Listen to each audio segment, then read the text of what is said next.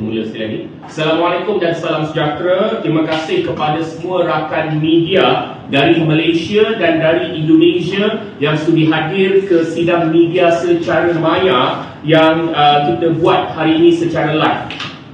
Sidang saya akan membaca teks sebelum kita buka untuk soalan, dan kepada rakan-rakan media daripada Malaysia dan Indonesia, seperti mana yang kita telah sebut di dalam jemputan media, anda boleh menghantar soalan lanjutan kepada kita punya koordinator media, dan saya akan memulakan pada hari ini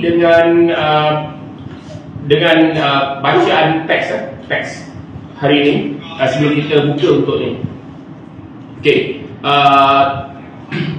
sidang media hari ini adalah dianjurkan oleh Gembita. Gembita adalah satu kumpulan tidak rasmi, gabungan etik dan majmuk pempengaruh dan pejuang isu tanah air. Kumpulan ini dianggotai antaranya Saudara Nazrin Nuraini, Zam Yahya, Dr. Trusi, Kak Michelle, Yima, Dayang Kuintan, Mak Iban SZO, Papa Mary, dan buat masa ini diketuai oleh saya, YB Viral. Ahli-ahli Gembita mempunyai capaian hampir 100% pengguna media sosial di Malaysia, dan kami akan menggunakan pengaruh kami untuk menjadi suara semak dan imbang yang paling kuat supaya hak rakyat dan kedaulatan negara terjamin. Isu pertama pada hari ini ialah mengenai perkembangan sesi soal siasat oleh Bukit Aman terhadap dua ahli Gembita, iaitu saya Wajib Viral dan Papa Berry, yang dibuat semalam pada 21 Ogos 2023 di IPD Damwangi. Siasatan dibuat kerana ada laporan berkaitan sesi live saya bertarikh 14 Ogos 2023 bertajuk "Waliwat Kejam Tak Bagi Saya Rehat". Untuk pengetahuan media Malaysia dan media Indonesia, waliwat dan waliwati ini adalah gelaran yang diberikan netizen kepada pengkapsuk Perdana Menteri Datuk Seri Anwar Ibrahim.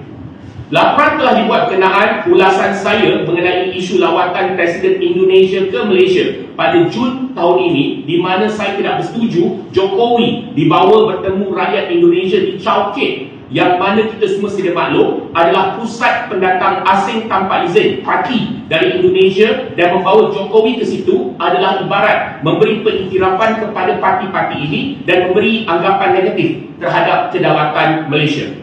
Yang keduanya, ulasan kami mengenai kenyataan dibuat Anwar Ibrahim yang sudah berkali-kali menghakis kedaulatan negara. Kami membuat ulasan ini berdasarkan 3 insiden di mana Anwar Ibrahim telah menggunakan bahasa diplomasi yang salah, sekaligus jika ikut standard Anwar Ibrahim ketika beliau untuk pembangkang, ianya adalah penghinaan terhadap negara.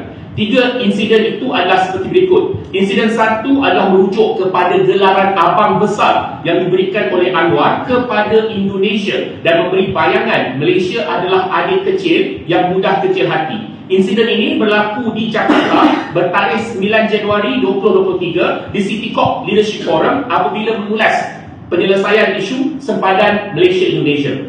Insiden kedua ialah kenyataan Anwar di Parlimen bertarikh 4 April 2023 berkenaan tuntutan China terhadap kawasan operasi Petronas, di mana Anwar berkata boleh buka rundingan dengan China jika China merasakan kawasan itu adalah hak mereka.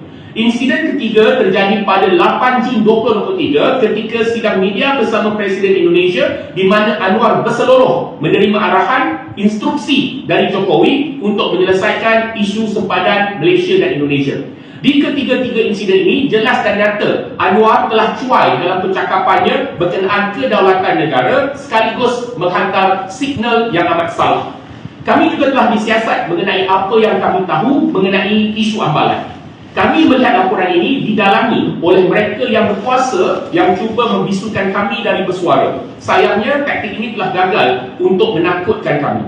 Kami juga ingin merakamkan ribuan terima kasih kepada pegawai penyiasan dan PDRM yang telah begitu profesional dalam menjalankan tugas mereka.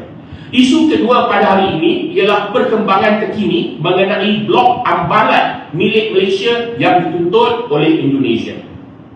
Okey, yang ini saya rasa media Indonesia mungkin ingin memberi perhatian sebab saya rasa ada satu isu yang sangat menarik. Rakan-rakan media di Indonesia, ini adalah yang kita ingin sampaikan pada hari ini.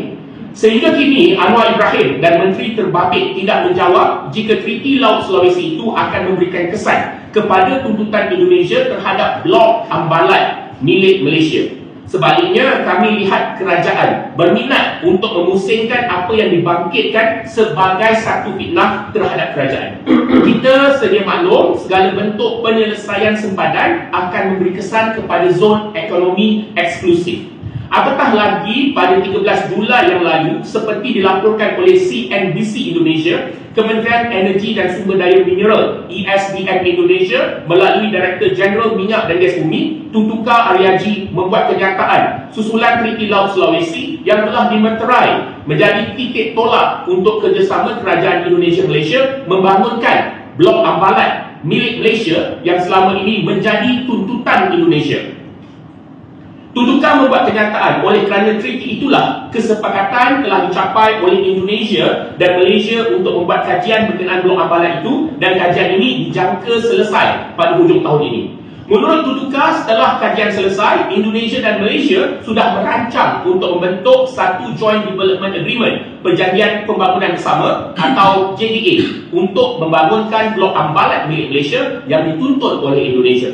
Ini adalah pendedahan yang menyebabkan ramai rakyat Malaysia terpinga-pinga dengan apa yang sedang berlaku terhadap blok ambalat yang dimiliki oleh kita, Malaysia. Di sini kami ada beberapa soalan yang kami desak Anwar jawab. Soalan pertama, kenapa Indonesia berani mengeluarkan kenyataan seperti ini? Adakah memang sudah ada perbincangan dan kesepakatan antara Indonesia dan Malaysia untuk membangunkan blok ambalat milik Malaysia yang dituntut Indonesia? Soalan nombor dua, jika sudah ada perbincangan atau kesepakatan dicapai oleh Anwar dan Jokowi untuk membentuk Joint Development Agreement JDA, ianya dibuat berdasarkan dibuat atas dasar apa?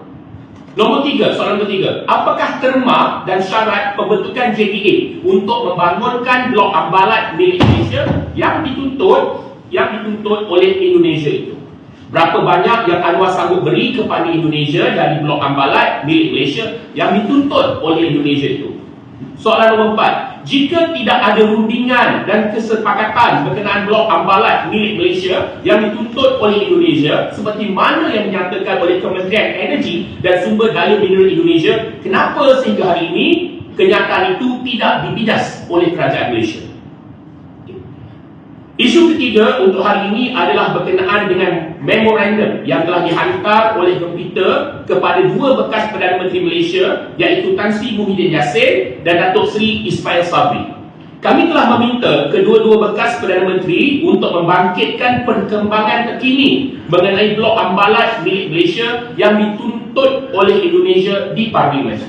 Kami juga telah meminta kedua-dua bekas Perdana Menteri itu mencadangkan kepada Parlimen agar semua perjanjian dan treaty melibatkan kedaulatan negara hanya boleh dimeterai setelah dibentangkan kepada jawatan kuasa khas Parlimen untuk memastikan kepentingan dan kedaulatan negara terjamin. Butir-butir terperinci dan salinan Treaty Laut Sulawesi yang telah ditandatangani pada 8 Jun 2023 tidak langsung didedahkan kepada Parlimen Malaysia, apatah pula kepada umum.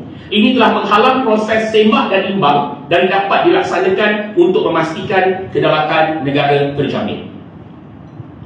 Kenyataan kami tamat, kita buka untuk soalan.